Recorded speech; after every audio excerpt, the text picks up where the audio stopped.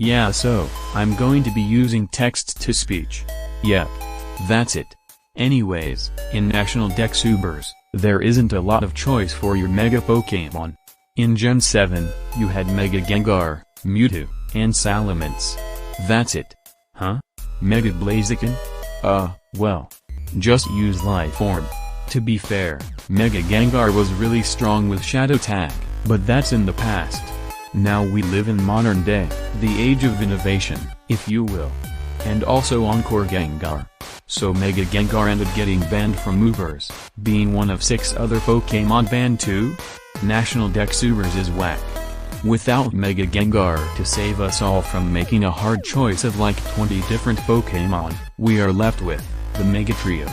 But first, we need to talk about the other ones. Obviously not every Mega is that good. Sorry Bayonet fans. Which, if we leave only the even somewhat viable ones, there is very few left that can somewhat compete with the extreme power level. But, let's just talk about the Mega Evolutions that are currently banned from National Dex OU.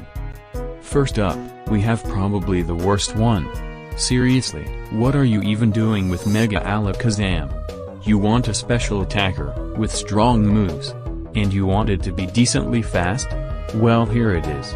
Mega Mewtwo E also Ultra Necrozma, and Kyogre. Xerneas, Eternatus. There's a few of these.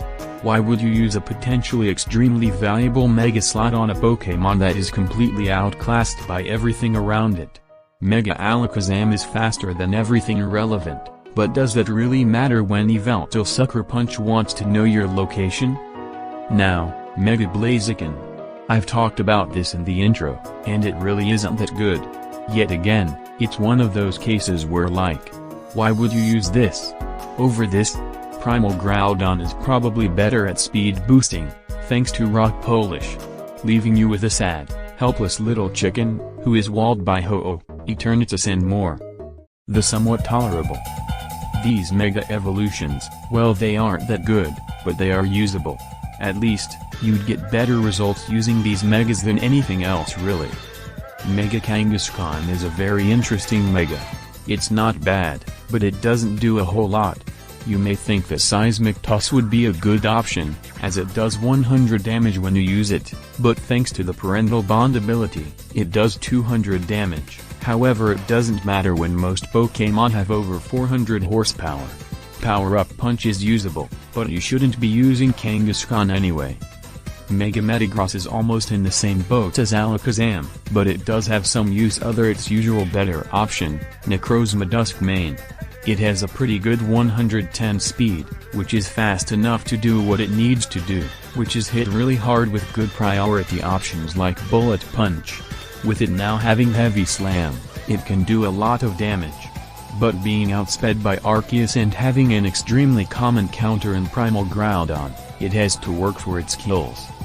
Mega Blastoise doesn't have anything else in Ubers like it, being a Shell Smash sweeper.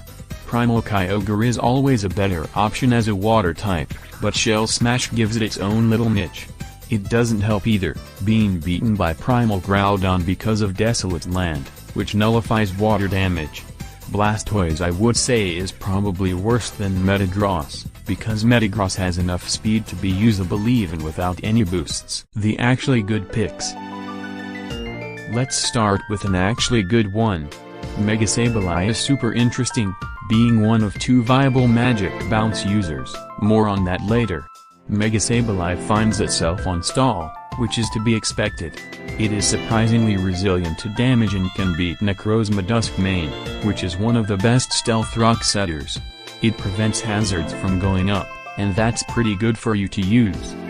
The complete opposite Magic Bouncer is Mega Diancie, which is a super offensive version of Sableye, exchanging the almost no weaknesses of Dark/Ghost for Rock/Fairy, which is worse overall, but Fairy type helps you switch in against Dragon moves, which can be helpful. It's a solid mixed attacker with Diamond Storm that can set up Stealth Rock and can be an annoying Pokémon to face if you can't hit it. Mega Mewtwo X on paper seems really good. Yes, 190 base attack is absolutely bonkers, but it isn't that higher than Primal Groudon's 180 and Zacian Crown boosted attack stat. It has decent moves in low kick and Zen headbutt for stab, but both are kind of easily punishable. Being a psychic type sucks too, because then you are vulnerable to a Marshadow Shadow Sneak. Although not being weak to Sucker Punch is nice, it doesn't matter when the Yveltal will just use Oblivion Wing anyway. Mega Mewtwo X is probably the one of the best Megas so far on this list. The rest of the Megas aren't that good in Ubers, simply because it doesn't matter if you got a good stat boost if everything around you has over 700 BST. However, I will cover some of the notable ones in a lightning round I guess. Mega Scizor is a really good Xerneas counter, which means a lot, but isn't that good against much of anything else. Mega Tyranitar is a great Yveltal counter, and can contend with all the psychic types, however being that weak to fighting and getting mollywopped by Groudon isn't great. Mega Bayonet. Why? And that's it for the other ones. Now we can finally talk about what you've been waiting for, the actually really good ones. Otherwise known as, the Mega Trio. To start with probably the worst one, Lucario. That doesn't mean it's bad however. Having an incredible attack stat of 145 on top of the ability, adaptability. It means that you will be hitting incredibly hard after a Swords Dance. Doubling your attack on this thing is insane. Not to mention that it's also fast enough to do what it does best, literally one-shot everything. Unfortunately, it suffers the same problem as Metagross, as it's not faster than Arceus and friends. It also can function as Xerneas Check too, but its Bullet Punch will not KO without some chip damage, so be a little wary. If you don't like gambling that much however, it does have some coverage moves to your disposal. Specifically, it has Stone Edge for Ho-Oh and Extreme Speed for general damage. Your typical moveset consists of Close Combat, Bullet Punch, Swords Dance and one other move of your choice. The main issue of Lucario is the lack of that many good setup opportunities. Yveltal is your best shot, as you can live the Dark Pulse and you can nab a free Swords Dance. Necrozma Duskmane is a mixed bag, as you can die to Earthquake, but you can live a few Sunsteel strikes. You do get the Swords Dance, you are almost unstoppable defensively. For instance, you can 2-hit KO Ho-Oh. If you can't tell, that's messed up. Primal Groudon is almost one-shot, but will drop without any defense, and specially defensive Eternatus gets 2-shot, but can die in one-shot if Spikes and Stealth Rock are up. With this much power comes much frailty. You pretty drop at any attack thrown your way if it doesn't resist. Arceus can just outspeed and destroy you with an Earthquake. Additionally, a Stray Choice Scarf user can just mess you up. Bullet Punch can help with this, but it isn't strong enough to just drop them. Arceus however, never wants to switch into a close combat. To truly take advantage of this power, teammates that enjoy a switch-in from Yveltal are great, such as Necrozma Duskmane and Groudon. Lucario on your team also allows you more help against Xerneas, which is always helpful. In the description, I will have some teams featuring Lucario, Mewtwo, and Salamence. The Lucario team is pretty cool, with Flutter Mane being a late-game cleaner without Yveltal there to sucker punch it. Overall, Lucario is super cool, and definitely a bit underrated. The next two Pokémon however, are the uncontested best Mega Pokémon in the tier. Here is, Mega Mewtwo Y is what Mega Alakazam wishes it was. With the best special attack in not just the tier but the entire game, it's no surprise that it's good. The fact that it can just double or nothing its special attack with Nasty Plot, it becomes absolutely monstrous. Did I also mention that it's faster than almost everything? The only relevant Pokémon that can outspeed Mewtwo is Zacian Crowned, which is a bummer but there has to be some drawback. It have all the coverage in the world too. Want to hit steals? Just Fire Blast. Need to hit Yveltal? Run Ice Beam. It even has its signature move, Sistrike, which is stronger than Psychic and hits on the physical side, which is infinitely more damaging to things like Blissey, who loves eating special attacks. It truly has everything it needs to have, and more. As a note, when it Mega Evolves, it actually loses a decent chunk of defense. Not that you'd use it anyway, but it makes you more vulnerable to attacks. It has plenty of opportunities to switch in, as it can come in against something passive, and without any turn of setup, it can just pump out more and more damage. There are three major factors that limit the true power of Mewtwo: Yveltal, Marshadow and Zacian Crowned.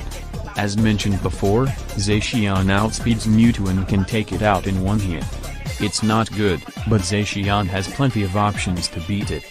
Marshadow seems like it's just more Mewtwo fodder. You can just outspeed and KO it, but thanks to Shadow Sneak that's not happening. It limits your sweeping potential to just one Pokémon at a time. But the biggest offender is Yveltal, which can switch in all day to its Sistrike to easily beat it with Sucker Punch. It doesn't even run Sucker Punch sometimes, but it's enough to scare away Mewtwo. Because of this, you just don't want teammates that can handle them, you need them. Some notable Pokémon are Arceus Fairy, your own Yveltal and Primal Groudon. These can all handle them very well. Once you get the ball rolling with Mewtwo, it never stops. Mewtwo is a great stall answer, as it has the physical hitting Sistrike and its other special moves to break though the extreme defense. I think Mewtwo fits best on bulky offense or balanced teams that have easy, safe switches. Mewtwo should not be left unchecked, and is one of the most dangerous Pokémon not to have an answer to. I've seen people put Mewtwo in Psychic Terrain, an otherwise uncommon effect that boosts the power of Psychic moves in 1.3, and negates all priority moves. This makes Mewtwo truly an unstoppable force, but it causes you to run otherwise subpar Pokémon to set it up. Mewtwo also faces competition from other, bulkier special attackers that aren't reliant on always getting KOs. However, if you're an ultra gamer, you would just click Ice Beam on Yveltal. And finally, it's truly him, the blood-soaked Crescent himself, Mega Salamence. For the uninformed, this was the second strongest dragon/flying type of all time. Besides, you know, him. Mega Salamence is its own league in terms of stats. Look at this. This is insane. Its defenses are on par with that of Skarmory's, a Pokémon infamous for being indestructible. The speed is on another level, with speed equal to that of God. While Mega Salamence is slightly weaker than your average legendary, with 145 attack compared to 150. However, that is like saying pancakes are a weaker version of waffles. They're both great, and have their own respective niche. While regular Salamence suffered from having almost no physical flying moves, Mega Salamence soars past them with Airlate, granting it the ability to turn normal, basic moves into flying moves with a 1.3 power boost, and it abuses them well. Even while it isn't a Mega Pokémon, it uses Intimidate to grant itself easier switch-ins against the most common Pokémon in the meta, Primal Groudon. Let's talk moves. Salamence generally runs 3 sets: Defensive, Bulky Dragon Dance, and Offensive Dragon Dance. Defensive Salamence runs moves like Roost for recovery and uses Defog to clear hazards. The main use for defensive Salamence is the extreme bulk with the excellent typing used to beat Primal Groudon. Out of all the sets, you are truly missing out on the power that Salamence has. Defensive Dragon Dance keeps Roost, and invests less into bulk to use Dragon Dance, which boosts your attack and speed. This turns Megamensei into a dangerous force that cannot be killed easily. This Salamence gets additional setup opportunities against Ho-Oh and status users because of Facade, an otherwise unassuming move that doubles in power if you are statused. Simply using Sacred Fire on Ho-Oh, which has a 50% chance to burn, can result in the Salamence getting way too strong. Think you can just resist Facade with Necrozma? Nope. Mensei has Earthquake, which completely destroys it. Sometimes, you don't even need Earthquake, as you can have so many boosts that you can just take it out instantly. Offensive Dragon Dance sacrifices all the bulk, but still has the incredible natural bulk of Megamensei, but exchanges the invested bulk into attack and speed, turning it into an offensive powerhouse, even without a boost. This Salamence doesn't run Roost, and exchanges it for another coverage move. A common set is Double Edge, Earthquake, Dragon Dance and a filler move. The filler move can be Return, which is just a 102 base power consistent flying move. Facade, as mentioned before, Wish, which can be helpful in healing off damage and Refresh, which clears status if you don't want it anymore. It is extremely difficult to stop this thing from destroying everything you have, however there are some ways to beat it. Stealth Rock is the main thing that keeps Mensei in C-Heck. Limiting to 75% of its max health can be extremely valuable in beating it down. Additionally, any form of resistance to flying is invaluable. Priority can also help beat Mensei, especially ones that don't have a drawback like Marshadow Shadow Sneak. Sucker Punch can be unreliable, as it may lead to Salamence simply recovering off damage, because Sucker Punch doesn't work if the opponent doesn't attack. With all of Salamance's good traits in mind, we can make a team that benefits greatly from its presence, while supporting it in return. Salamence switches into Ho-Oh extremely well with Facade, thus any physical or special attacker beaten by Ho-Oh greatly enjoys this benefit. As well as this, Salamence also can check Groudon, adding more to its useful traits. Partners like Zacian benefit heavily from this upside. To support it, have some hazard removal to get rid of Stealth Rock and have partners that beat its checks. Primal Groudon handles pretty much all of them. While it isn't common, ice moves can be a problem for you, as Salamence is 4x weak to it, meaning that it will drop to any ice move. Just pack any Pokémon that resists ice and you will be good to go. I wholeheartedly say that Mega Salamence is the best Mega in National Dex Ubers, and in terms of the entire Pokémon franchise, it comes only third. Mewtwo Y is in second and unsurprisingly Mega Rayquaza is the best Mega. So, that's it really. Mega Salamence I will reveal is my favorite Mega evolution, with Ampharos, Lopunny and Gardevoir as close seconds. This video has been a blast editing it, and I thank you for making it this far. I'm going to be trying text-to-speech in these videos, as it makes the video into actual content instead of reading an essay with pictures. This is my highest effort video so far, even if it doesn't look like it. This has been Chillkist, and you have been watching Chillkist. I think that's how it goes, right? Chillkout? No, that doesn't make sense. Thank you for watching. It means the world to me. Goodbye.